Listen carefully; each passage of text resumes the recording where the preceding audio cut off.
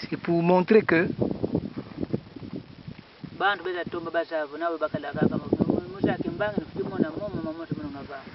ceux qui étaient venus voir, qui connaissent le témoignage de ce qui s'était passé.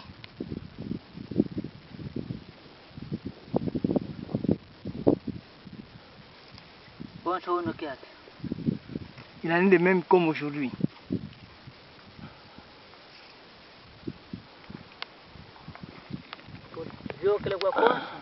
Nous sommes passés partout.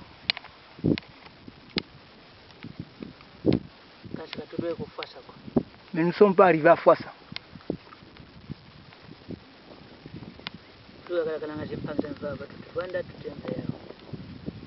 C'est là où j'ai resté avec mes frères, assis à bavarder avec eux.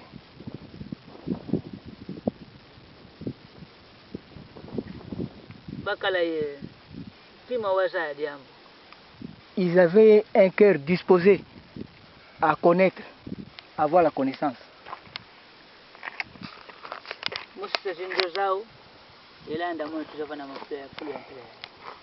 Pour abandonner, au point d'abandonner leur maison, pour venir avec moi, demeurer dans un endroit pareil. Dormir dans la savane, dans la forêt. 2 mois.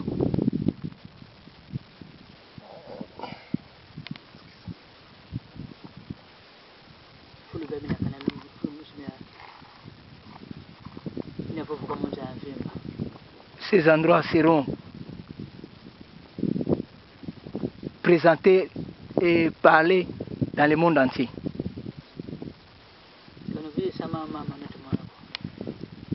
Ne perdez pas. C'est tout ce que vous voyez ici.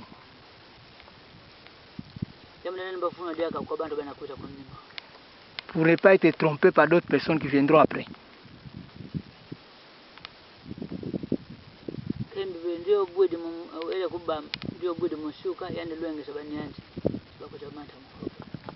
Il avait dit que celui qui tombe du palmier l'avant-midi rend sage ceux qui vont venir grimper l'après-midi.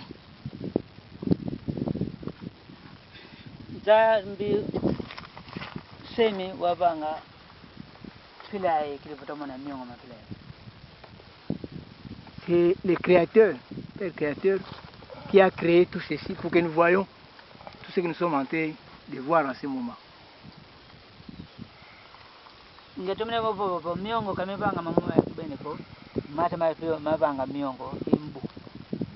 J'avais bien souligné, les montagnes n'apparaissent pas d'elles-mêmes, mais c'est l'eau de l'océan qui a suscité des montagnes.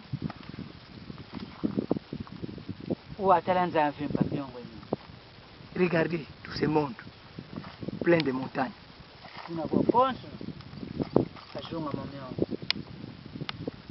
Partout là-bas, par-ci, c'est entouré de montagnes.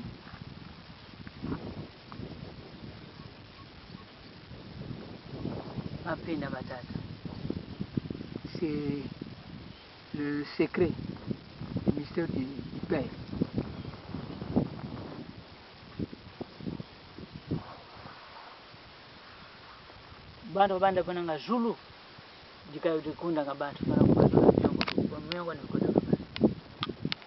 Les gens ont cru que c'est dans le ciel où règnent les hommes, alors que ce n'est qu'au-dessus des montagnes qui règnent les hommes. Maintenant, il y a un vent délicieux qui nous est donné à nous, les hommes.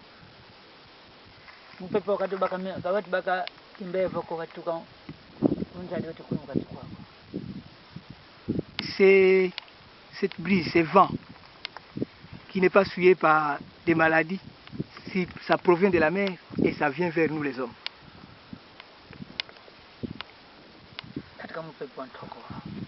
C'est vraiment le bon vent.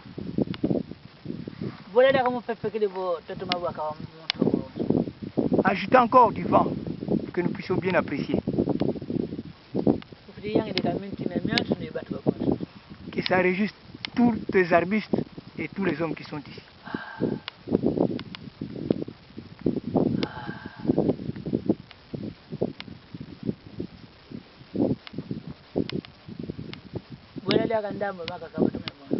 Ajoutez encore, puisque ça a été n'ont pas bien senti.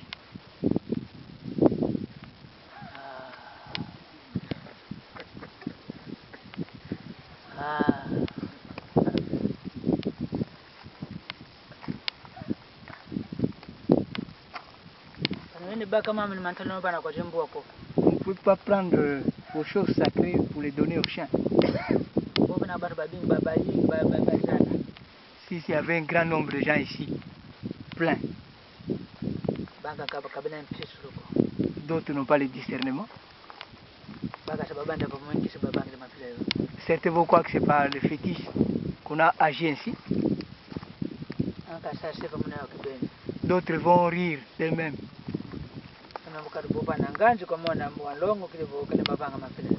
Pour que ça fait fâcher le Fils de l'Esprit, pour ne pas réaliser ce qu'il réalise.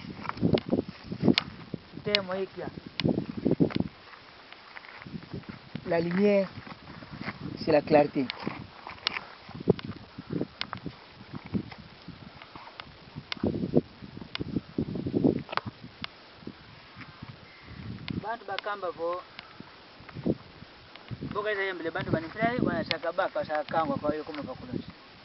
Les gens ont raconté que quand il est venu parler avec les siens, comme maintenant, c'est à ce moment-là qu'on devait venir les prendre pour aller les crucifier.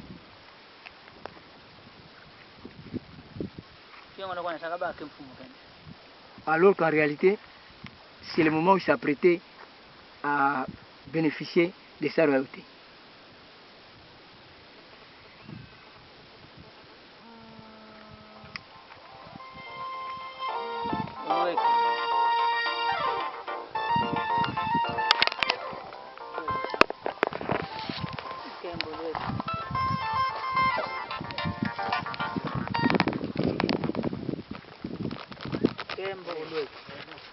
La gloire arrive.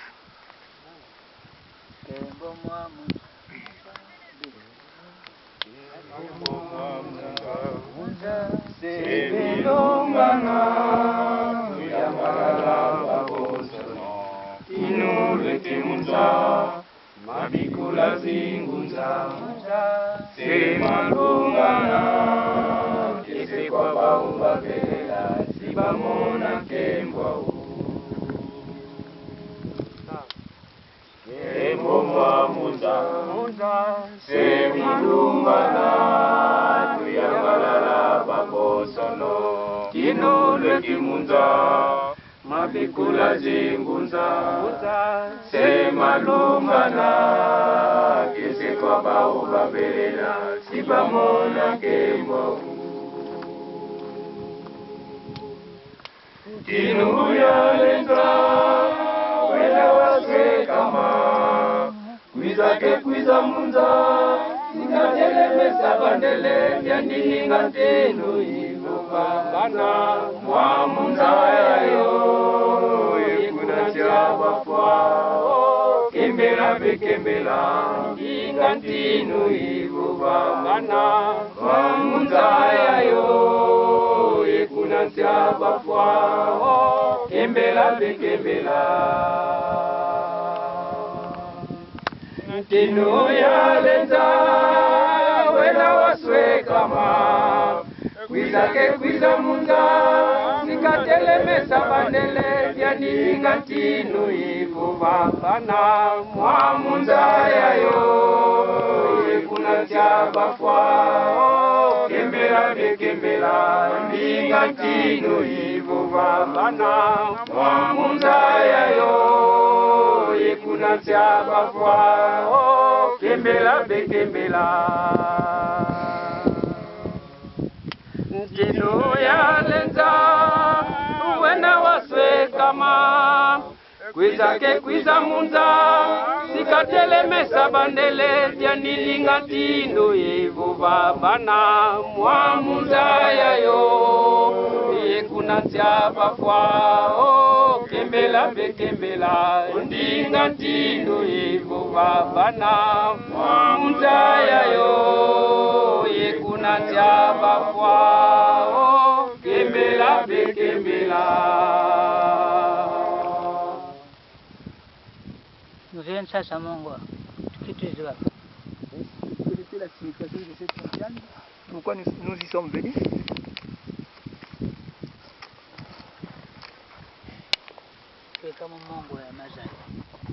Nous sommes à la montagne des connaissances.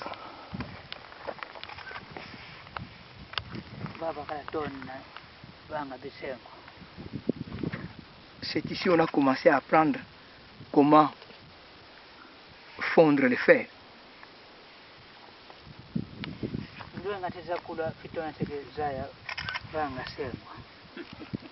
Pour que votre intelligence croisse, il faut connaître d'abord comment fondre le fer.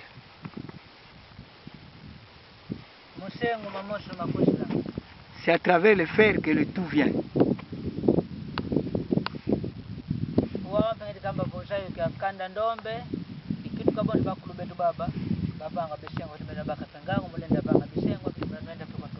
C'est ce que je dis maintenant, que la connaissance de la race noire devienne comme celle de nos ancêtres qui ont acquis une connaissance pour créer le fer, afin que vous aussi, vous créez des choses qui vont être présentées à travers le monde.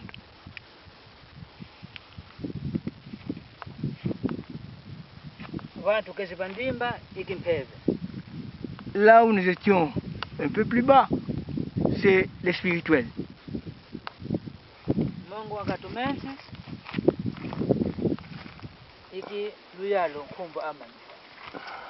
Là où nous étions montés, en deuxième endroit, c'est les politiques. Là où on a donné le nom de Amani.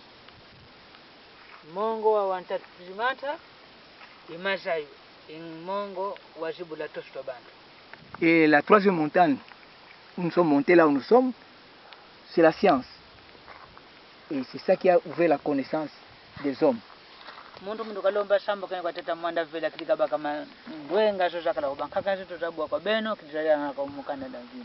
Que chacun demande que l'Esprit lui donne la sagesse que nos ancêtres avant avaient, pour que nous puissions recevoir ça et réaliser ce qui va se répandre à travers le monde. Demandez que le vent plus fort vienne vers vous pour recevoir tout ce qu'il faut recevoir. Quand je reviendrai, quand je dirai prier, c'est à ce moment-là que vous allez commencer à prier.